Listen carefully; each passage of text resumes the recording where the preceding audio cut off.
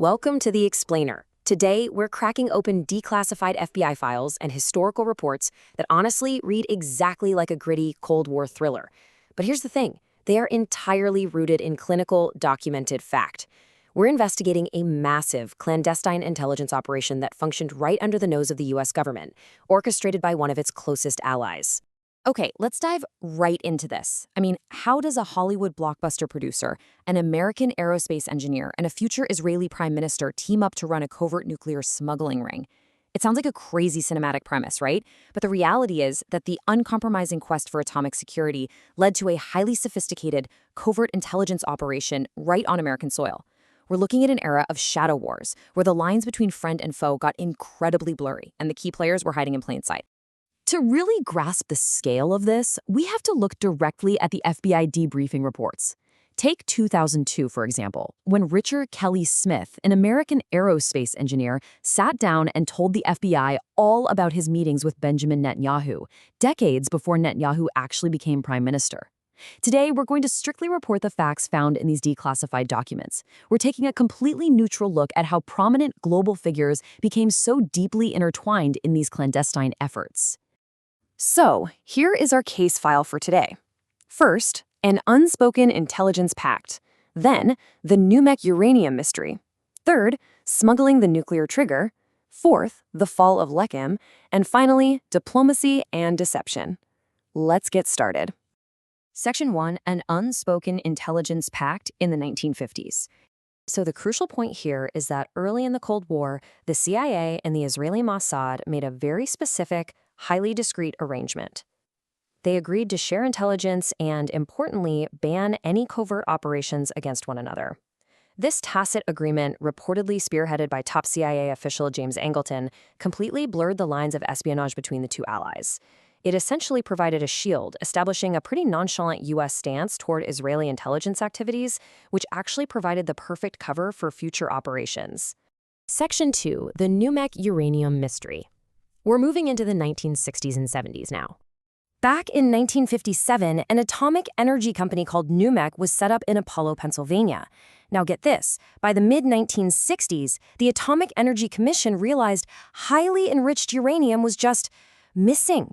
At first, they blamed it on sloppy records, but FBI wiretaps revealed something far more startling. NUMEC's president was actively using an encoded phone to contact the Israeli consulate directly. Yet, even with this massive red flag, the National Security Council dropped the entire case in 1969 without a single indictment. According to investigative reports, one White House aide reviewing the evidence simply concluded, "You don't mess with the Israelis." But acquiring nuclear materials went way beyond the borders of the United States. Fast forward a bit to the 1939 Valent incident.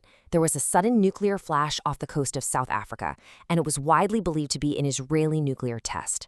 Under this incredibly complex global alliance, South Africa allegedly provided uranium in exchange for international PR campaigns for the apartheid regime.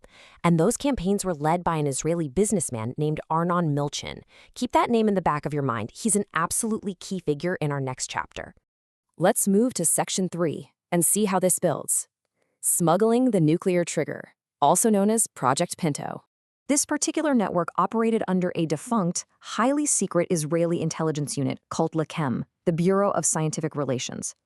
Lekem actually grew out of early scientific recruitment efforts championed by major figures like Shimon. Just look at the players in this network. You have Richard Kelly Smith, a U.S. aerospace engineer acting as the supplier through his company Milco.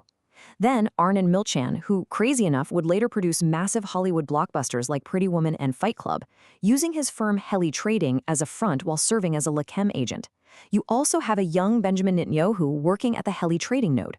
And the whole shebang was ultimately directed by Israeli master spy Rafi Eitan. It is just an unbelievable cast of characters collaborating for one very specific technological goal. So what was that ultimate goal? A tiny device called a krytron. To the untrained eye, it looks like a small glass radio tube, barely 2 inches long. But technically speaking, it's a cold cathode gas-filled switching tube capable of handling massive electrical pulses with sub-nanosecond precision. So why exactly was a tiny little glass tube worth risking a massive international incident over? Well, this brilliantly illustrates exactly why. A krytron is essentially the ultimate nuclear trigger. First, radioactive isotopes inside the tube pre-prime the gas. Then, when triggered, it fires a massive, perfectly synchronized high-voltage pulse to dozens of detonators around a nuclear core in less than a single microsecond. This forces a perfectly symmetrical explosive implosion, which compresses the fissile material and, boom, causes a nuclear chain reaction. Without this microscopic level of synchronization, the weapon just fizzles out. Its military value is absolutely unparalleled.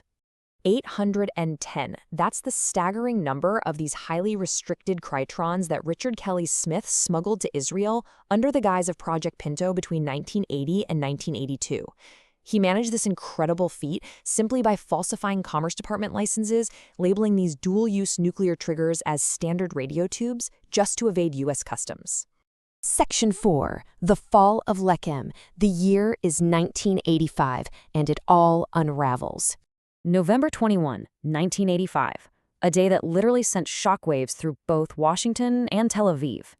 Jonathan Pollard, a civilian terrorism analyst for the U.S. Navy, was arrested by the FBI right outside the Israeli embassy in Washington, D.C., where he was desperately seeking political asylum. Pollard had been paid to deliver massive amounts of classified U.S. documents to Israeli agents. And the critical detail here? Pollard was being run by Lekem, the exact same scientific intelligence unit handling the krytron smuggling. Meanwhile, the FBI was rapidly closing in on all fronts. Just months before Pollard's high-profile bust, Richard Kelly Smith was formally indicted for violating the Arms Export Control Act for those krytron shipments. But just days before his trial in July 1985, Smith and his wife completely vanished. For 16 years, they lived off the grid as international fugitives. It wasn't until July 2001 that Interpol finally caught up with Smith in Malaga, Spain, right after he slipped up and opened a bank account under his own name as a U.S. citizen. He was extradited back to the United States and sentenced to federal prison. During his subsequent FBI debriefings, that entire Hollywood to Tel Aviv supply chain was finally laid bare. Which brings us to Section 5, Diplomacy and Deception. Now, what's really interesting here is the stark contrast between the immediate political spin at the time and the objective, declassified facts uncovered years later. Publicly, the Israeli government claimed those 810 smuggled krytrons were just a simple mistake by the exporter, and that the Jonathan Pollard espionage was a total rogue operation, an unauthorized deviation from policy. But the declassified reality tells a vastly different story. FBI files confirm that the Israeli Ministry of Defense deliberately funded the Project Pinto smuggling ring. In the wake of these massive scandals, Israel officially disbanded the Lekem intelligence unit, and eventually, in 1998, they admitted full responsibility for the Pollard operation. Which leaves us with this final, incredibly relevant question to think about. In a world of shadow wars and clandestine networks, how do nations balance the uncompromising pursuit of their own national defense with the deep trust required to maintain critical global alliances? The declassified history of Lekem, Arnon Milchan, and Project Pinto isn't just some dusty Cold War relic. It's a masterclass in the realities of geopolitical survival, where sometimes the most sophisticated espionage is conducted not by your enemies, but by your closest friends. Take a moment to really think about that as you process this explainer.